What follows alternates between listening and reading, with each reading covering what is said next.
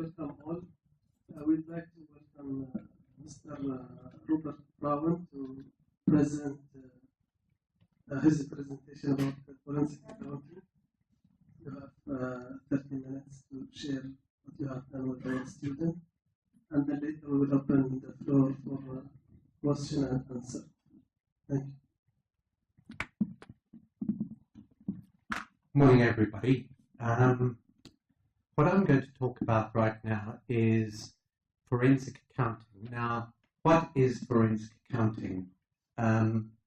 Basically, when something goes wrong, you call in the forensic accountants.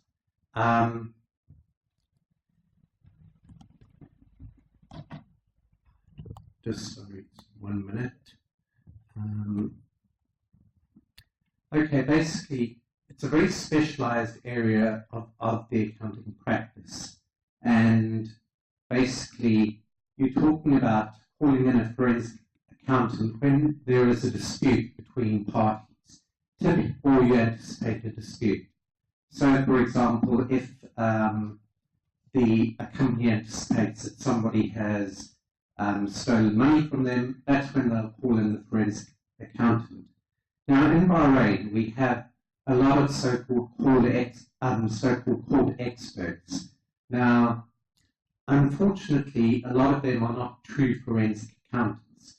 A forensic accountant has to be a person who's qualified to investigate and basically put together evidence which can be used.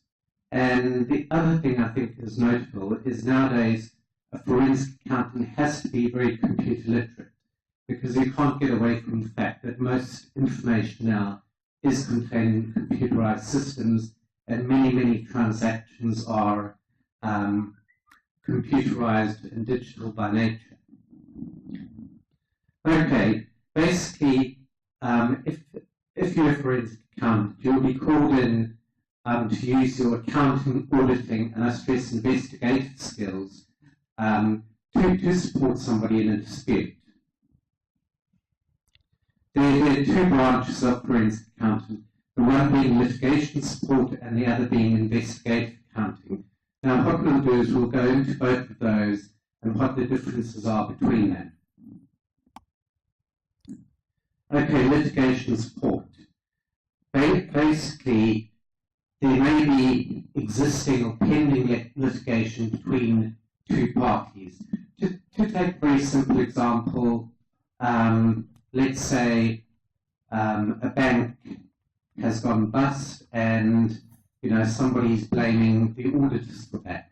Now, a forensic accountant would come in and do some sort of exercise to try and prove that the auditors were responsible.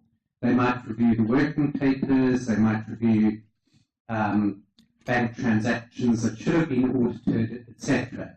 You also might find that a forensic accountant would be used to try and trace the funds that have, say, disappeared from a bank. I mean, we've got a couple of examples in Bahrain of banks going bust and continuing litigation. I've mentioned a while bank in TRBC, which occurred in about 2008.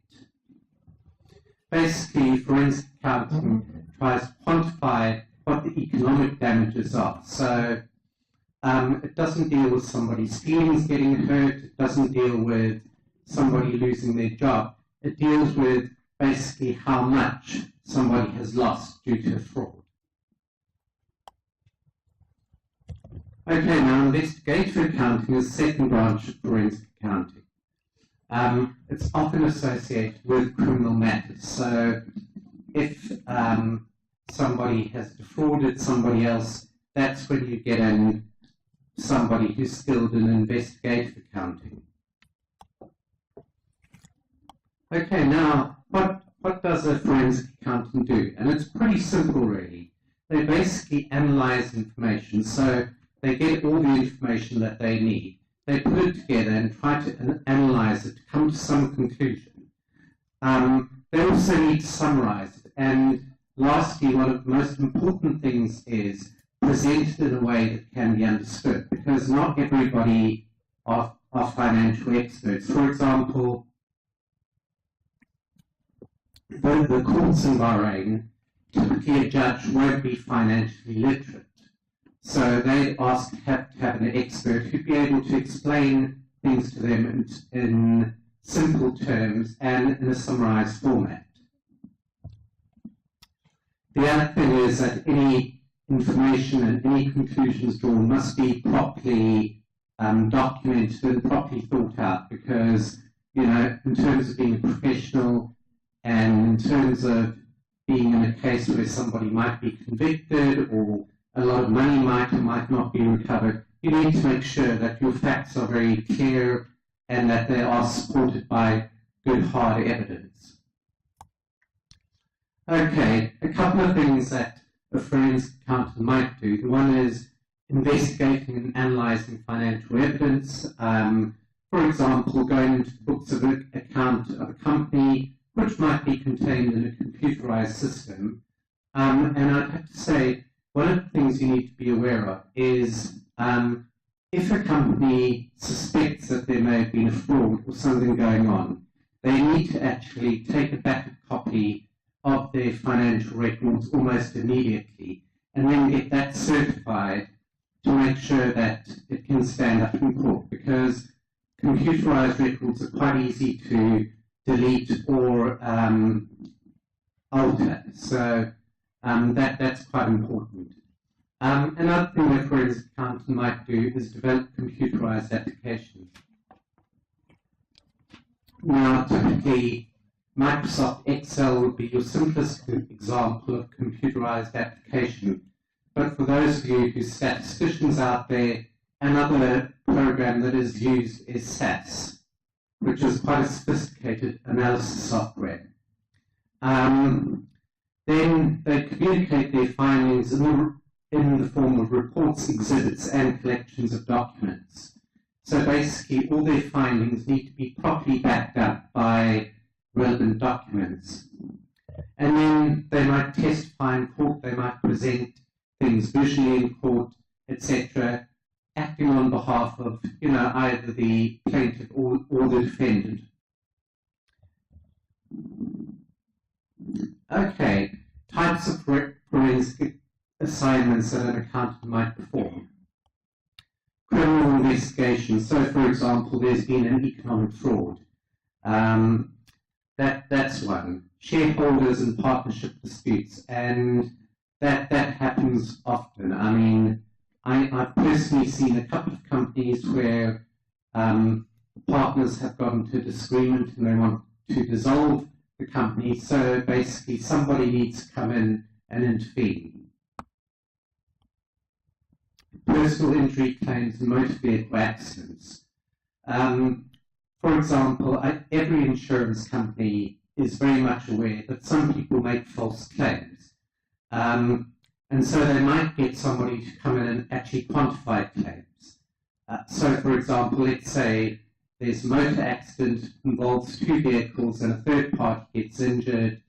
A forensic accountant will obviously work with the insurance company, with the hospital, with the car dealership, to try and determine what the actual damages suffered by each party are and apportion them fairly. Okay, business interruptions and other types of insurance claim. Now, business interruption is basically, let's give you an example.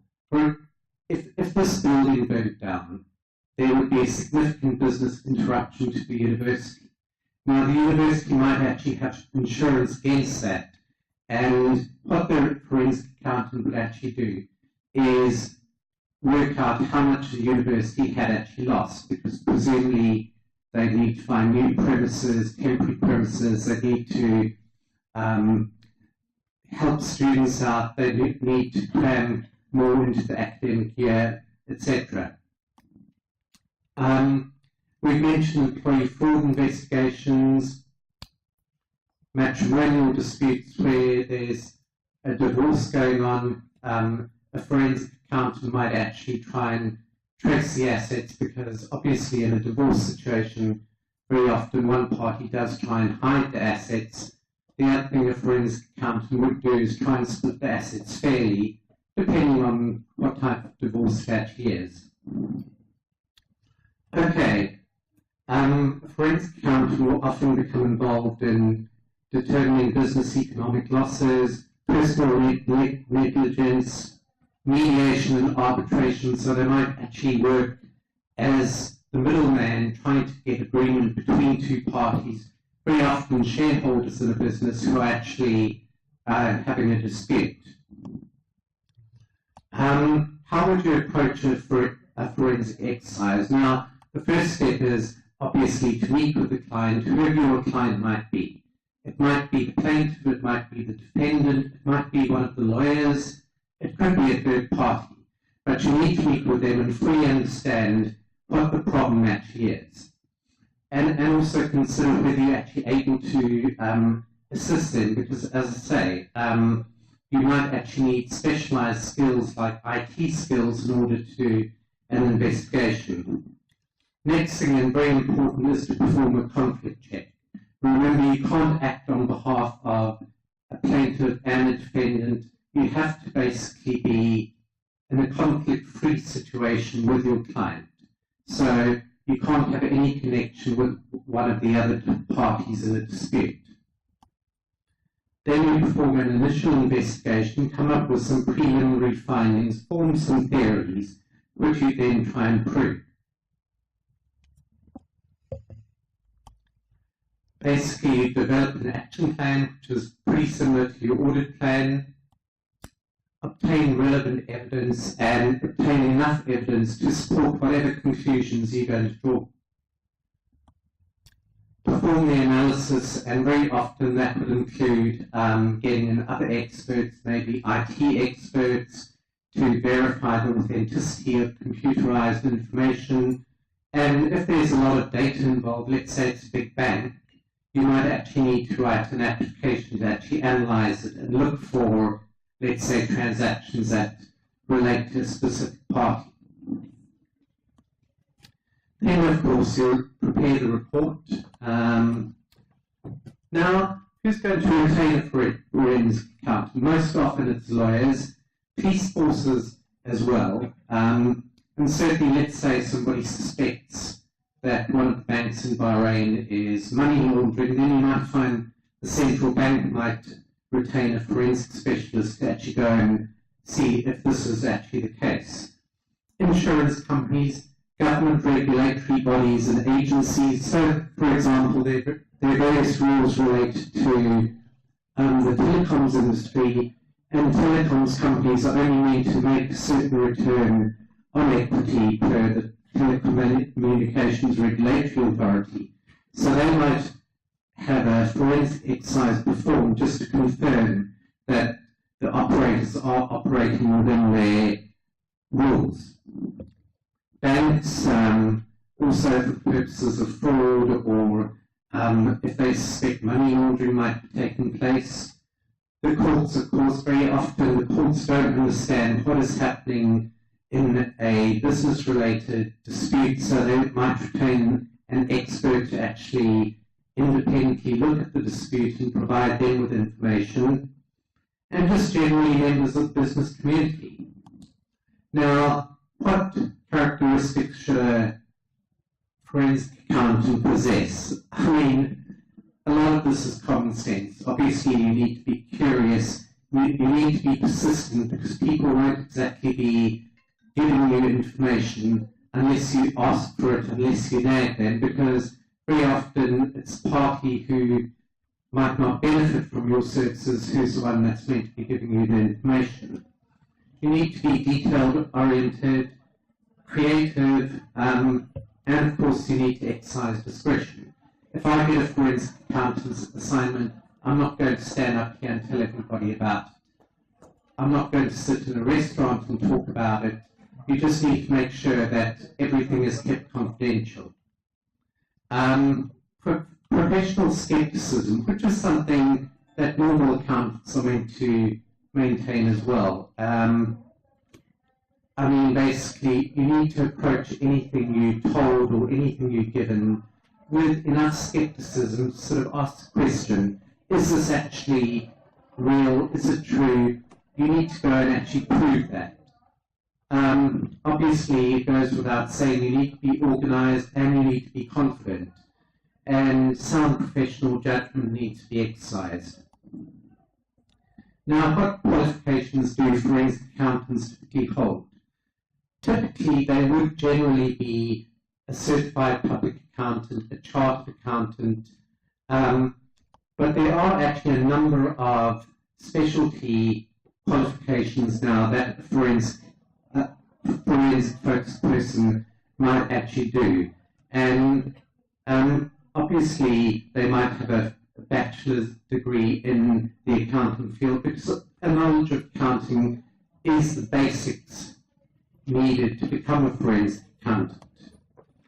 Now, there are a couple of qualifications you might not have heard of, including certified forensic accountant, certified fraud examiner, and I do know a lot of people in the Middle East who actually are certified fraud examiners. And then there are various others, certified in financial forensics, etc., etc.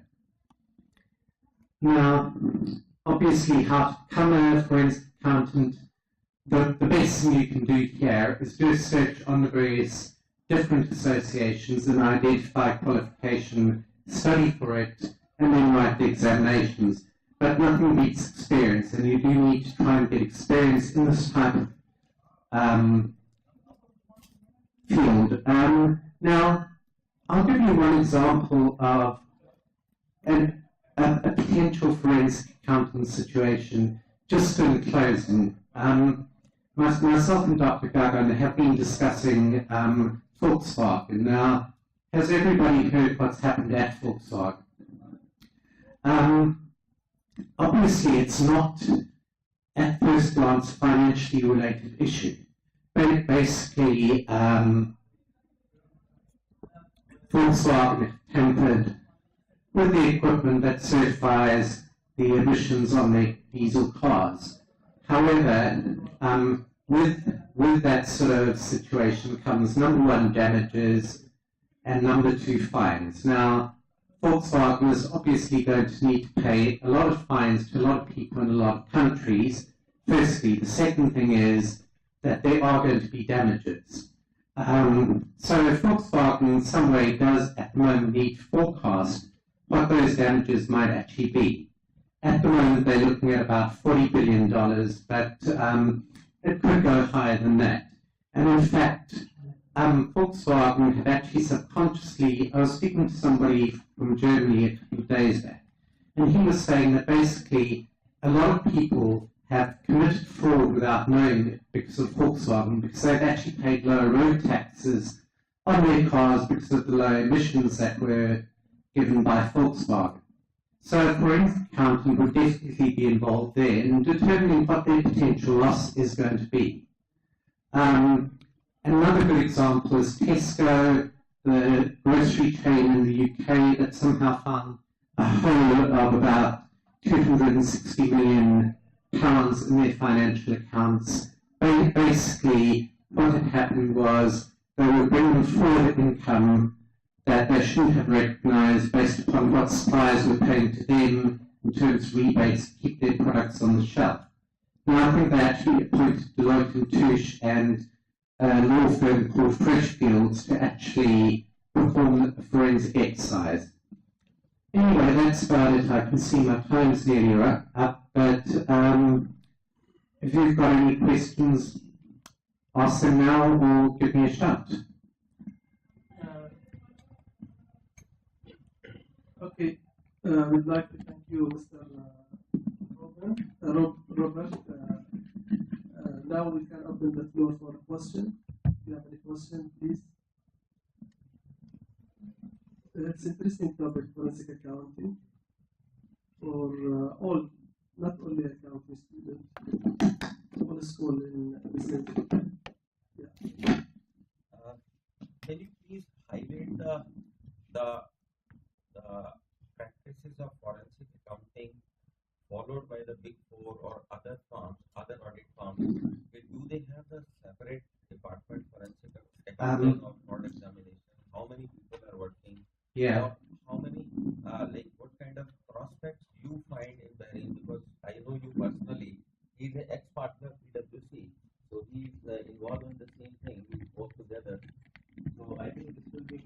very good information for you to build your career, and you at least forecast your career in that direction. It's quite demanding profession in America. It is in fact the first 5 biggest salary paid kind of profession in America. So it's there is no survey here in GCC, but in America, the survey was conducted by some big newspaper agency, Financial Times, and they find that forensic accounting is the highest paid jobs in America. So possibly you can highlight these areas if you have. Yeah. I think virtually every firm in Bahrain does offer forensic accounting, and there is a significant demand for it, but that is primarily driven by the courts at the moment, because the courts will appoint an expert. So it's not necessarily the biggest field right now. The other characteristic in the Middle East is very often when something goes wrong, in order to preserve their reputation, companies won't actually do anything publicly about it. But that is actually changing as corporate governance becomes more important, as companies become more professional, etc. They are starting to engage forensic accountants. I mean, I've done some work on behalf of a couple of banks myself.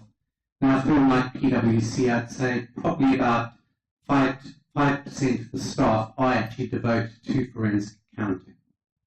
And I know all of the big four do it, and most of the smaller firms as well. The big thing lacking, though, is the actual formal qualification actually used to piece together the damages, basically. I think it was discovered by a whistleblower. Somebody basically highlighted it to Volkswagen management that this was going on. But the important thing would be a forensic accountant actually determining the damages for them. So it's not the duties of the forensic accountant to discover things, it's just... No. Typically, unless you've got a strong suspicion that something is going on in your organisation, you're not going to engage a forensic accountant. Typically, the people who might discover things are the accounting department, your internal auditors, your external auditors, etc. And do you believe like they were gonna let them like pay for the charges for the unknown people that went through the I don't know what you name it. Like some people did fraud without their intention of knowing that. Individual consumers, no. I very much doubt that the governments are going to go after them, but they'll probably go after Volkswagen for the road taxes they haven't received, because it could add up to a lot of money. But considering that Volkswagen is an exporter for the international countries, how would it be managed? Is there such an international organization? Basically, they've got a record of every car that they've sold, and hopefully to whom they've sold it, and they'll just have to go through it country by country, and very often the damages paid will be determined by the country they're in. For example, in the UK, the damages they're planning to pay off relatively low, they're peanuts, whereas in the US, the budget is a lot higher. Thank you, Mr. Okay.